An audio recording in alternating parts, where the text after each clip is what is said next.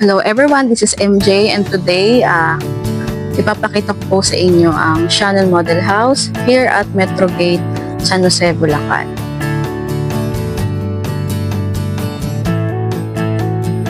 So this is the garage. So dalawang car po ang kasya dyan. And from here, so pwede po dito tagos pupunta dun sa back of the house. And then meron po din ditong mini garden. So let's go inside. So this is the living room. Super spacious. It depends on you kung paano nyo po siya bibigyan ng design. And this is the wall. So pwede yung ilagay dyan anything you want. This is the upstairs. And then meron po tayong common toilet and bath here.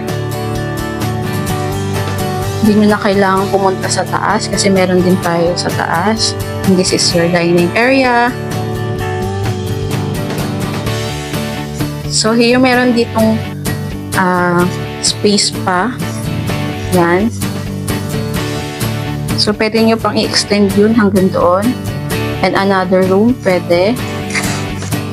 This side naman is the kitchen area. Super spacious din siya.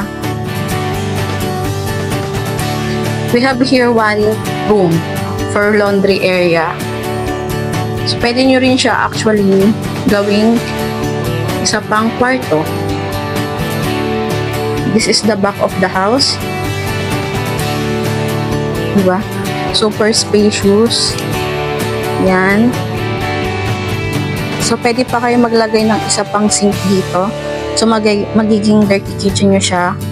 And then, ito yung floor papunta dun sa ito yung pintuan niya doon sa may dining. So, pwede nyo pang i-extend. And then, pwede siyang gawing lanay. Pwede pa kayo maglagay dyan ng another table and chair or sofa na pwede maging tambayan ng anak nyo, workmates, or anything you want na pwedeng ilagay para ma-maximize nyo yung space. So, let's go upstairs. Papakita ko sa inyo yung mga rooms natin here at Shannon House Model.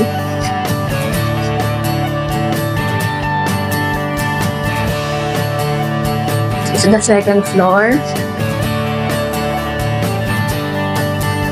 Ito yung common toilet and bath here sa second floor para sa dalawang bedroom. Kasi yung master's bedroom natin, ito, ang master's bedroom ay may sariling toilet and bath. Yan. And then, nandito yung door natin papuntang balcony. So, papakita ko sa inyo yung toilet and bath. Yan. Diba? Super laki. Ito naman yung pangalawang bedroom if you have children. Ayan. Diba? Super nice. Depende na sa inyo kung paano nyo siya i-design. Then this is the third bedroom. Ayan. Anything you want, pwede nyo gawin dyan sa mga bedroom na yan.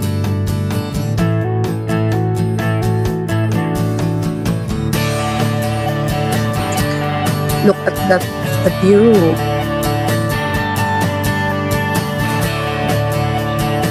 So, ito yung balcony. Diba? Super spacious. And then, meron pa dito sa side na to. Yan.